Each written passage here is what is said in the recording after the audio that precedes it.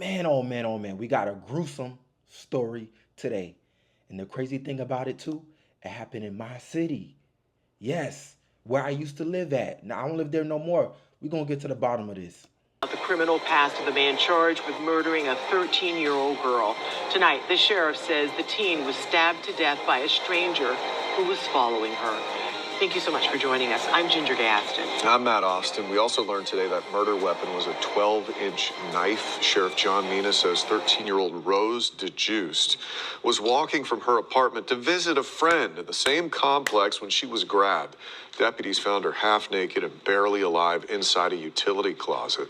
That was back on the 4th of July at the complex along Rio Grande Avenue, just south of Texas Avenue near Pine Lock Elementary School. Rose sat. Y'all hear this barbaric action? Who agrees with me that grown men and grown women that touch kids, that rape kids, kill kids, touch kids, should face the death penalty automatically? Who agrees with me? Because I'm getting tired of this sick, nasty, wicked, demonic stuff. I'm sick of it. Child pedophilias, rapists, murderers, all of that, the first crime they should be convicted of is death penalty. Convict them into death penalty. No more life in prison. No more 5 years, 10 years. Death, give them the death penalty. That's all I'm asking for. And if you agree with me, leave it in the chat. Because we're getting tired of these little crimes, these nasty, barbaric crimes. Let's get back to it. Sadly died at the hospital. Deputies now say their suspect was seen following Rose when they looked at surveillance video. Video they released earlier this week shows him walking through that same complex. They say tips from the video led them to arrest 28-year-old Jeremy Durisme. Hold on. Did they just say 28 years old? Because this man looks 45 years old. He looks triple his age. 28. This man looks 58 years old. He looks triple his age. This ain't no 28-year-old. Now, I know he's a Haitian illegal immigrant. I know that because his name. And there's a lot of Haitians in Orlando. And particularly in that area where they arrested him. Now, what was he doing there? And why was he stalking this young girl? Huh? And why haven't he been deported back to Haiti so they could really give him the true justice he deserved? Which is that. Yeah, that's what they're going to give him in Haiti. Oh, nasty ass. Now, we first told you about him last night at 11. Today, detectives revealed they also have video of him buying the murder weapon at a nearby store. Sheriff Mina says Durisme attacked another girl around the same age in the same area just a few years ago. News 6's Troy Campbell is digging into details of that arrest. He found several similarities. Take a look at this booking photo of Durisme. This was taken on Thursday when he was arrested for murdering the 13-year-old girl. Now take a look at this photo. It was taken just a few years ago. Hold up. Hold up. So you're telling me he did this before? And y'all let the dinosaur loose to roam the streets and prey on his next victim? Is that so? Is that so, Orlando? Huh? Orlando, Orange County. Y'all let this predator / dinosaur loose. And what happens when you release a dinosaur out of his cage? He goes to prey on his next victim. Keep these dinosaurs locked up in their cage for good forever. Please. When he was released from a Florida prison after assaulting another girl in Orlando. Court documents dating back to the afternoon of April 25th, 2020, alleging 28-year-old Jerry Durisme sexually assaulted a girl between the ages of 12 and 15.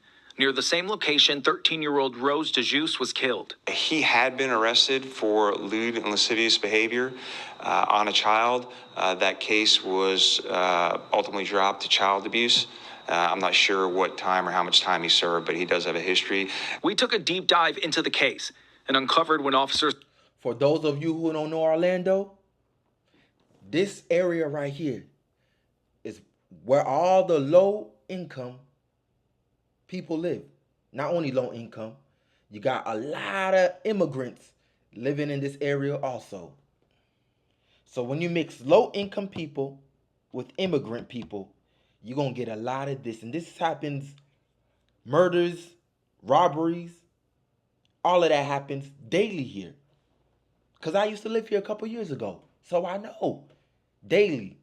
Not only that, this apartment is rat infested, cockroach infested, and they just need to blow this whole building down and rebuild it from scratch. Yes, blow the whole building down. Take it all down and rebuild it from scratch to a whole new development. Because this whole area is nasty. It's nasty. Arrived to that incident. A teen girl was injured and told them Dorsme began shouting and demanding to be let inside of the apartment following a dispute Dorsme had with the girl's father. The girl claimed she had to jump off of a second-story balcony to escape him. But once she did, she said Dorsme began punching her in the arm and chest, stood over top of her, hitting her, and eventually sat on her, and threw a piece of bed frame at her in the left rib cage. After the girl grabbed a piece of glass to defend herself, Dorsme ran up to officers when they arrived, claiming the girl was who stabbed him. When officers spoke with the girl, she told them Dorsme had asked to have sexual relations, and he had touched her over her clothing. He was arrested on 3 counts of lewd or lascivious acts and child abuse, but took a plea deal, dropping it down to just 1 count for felony child abuse. At the press conference, Mina also said he wasn't sure how long Dorsme spent in jail for that charge. Well, we took a look at the Florida Department of Corrections website, and we see he was sentenced to a year, but he served less than 1 month. He's now locked up without bond in Orange County. Oh, now y'all want to lock him out without bond after he just fucking killed a goddamn 12, 13-year-old. No, y'all shouldn't have released him on bond the first time. Y'all should have just kept the dinosaur locked in the cage for good. Throw away the keys. Never look at the keys again. And be done with the damn dinosaur. Please. Jesus Christ, this is a sad story. This is a tragic story. Tragic. And I'm tired of hearing these nasty, tragic stories like this. But this next story we're going to get into, y'all going to be blind. Y'all going to be mind shocked. Police say they have finally solved a horrific case of sexual assault. Hello, everybody. I'm Heather Hayes. It's 9 o'clock. Jorge Post charged with that September 2014 crime. Police say he beat and raped a blind woman and left her body outside of a Mesquite home. Whew. Wait a second. Hold on, because we got another dinosaur on the loose.